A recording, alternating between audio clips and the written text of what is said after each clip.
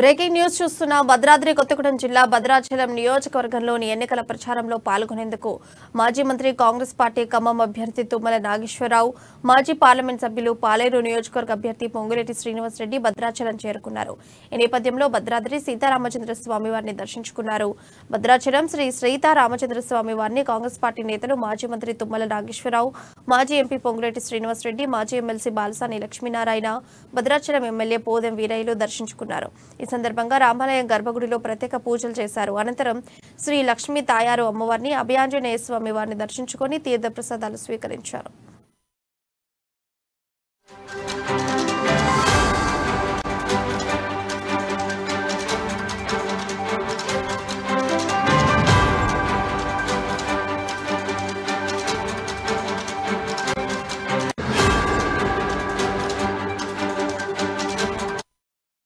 భద్రాద్రి కొత్తగూడెం జిల్లా భద్రాచలం నియోజకవర్గంలోని ఎన్నికల ప్రచారంలో పాల్గొనేందుకు మాజీ మంత్రి కాంగ్రెస్ పార్టీ ఖమ్మం అభ్యర్థి తుమ్మల నాగేశ్వరరావు, మాజీ పార్లమెంట్ సభ్యులు పాలేరు నియోజకవర్గ అభ్యర్థి పొంగులేటి శ్రీనివాసరెడ్డి భద్రాచలం చేరుకున్నారు. ఈ నేపథ్యంలో భద్రాద్రి సీతారామచంద్ర స్వామి వారు దర్శించుకున్నారు.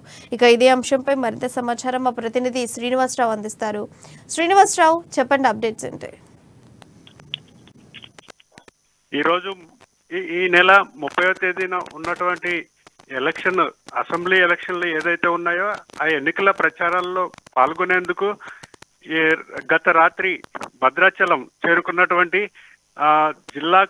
ఉమ్మడి ఖమ్మం జిల్లాకు చెందినటువంటి అగ్ర నాయకులు ఎవరైతే ఉన్నారో మాజీ మంత్రివర్యులు తుమ్మల నాగేశ్వరరావు, అలాగే మాజీ పార్లమెంట్ సభ్యులు పొంగులేటి శ్రీనివాసరెడ్డి, తర్వాత మాజీ ఎమ్మెల్సీ బాలసాని లక్ష్మీనారాయణ, వీళ్ళు భద్రాచలం రాత్రి చేరుకొని బస చేసిన అనంతరం ఈరోజు ఉదయం భద్రాద్రి సీతారామచంద్ర స్వామి వారిని దర్శించుకోవడం జరిగింది. అనంతరం ఈ భద్రాచలం నియోజకవర్గంలో ఉన్నటువంటి ఎన్నికల ప్రచారంలో పాల్గొనేందుకు ఈరోజు ఉదయం భద్రాచలం నుంచి చర్ల మండలం ఆ ఏరియాలో చర్ల దుమ్ముగూడెం ఆ ఏరియాలో జరిగేటువంటి రోడ్ షో కార్యక్రమాల్లో పాల్గొనేందుకు వెళ్ళడం జరిగింది. ఇప్పుడు ప్రస్తుతం ఇక్కడ చిరుజల్లులు అనేది గత రాత్రి నుంచి పడుతున్న నేపథ్యంలో ప్రజలు కూడా తండోపతండాలుగా చేరుకునేటువంటి అవకాశం ఉన్నది. ప్రియా, శ్రీనివాసరావు, ఇప్పుడు వారి యొక్క షెడ్యూల్ ఎలా ఉండబోతోంది ఇవాళ? ఈ పరిస్థితులు అయితే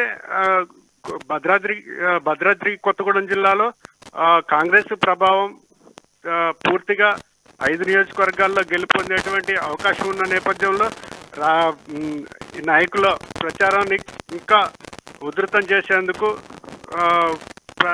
స్థానికులు కూడా స్థానిక నియోజకవర్గాల ప్రజలు కూడా ఆ యొక్క కార్యక్రమాలకు విస్తృతంగా పాల్గొనడం జరుగుతుంది.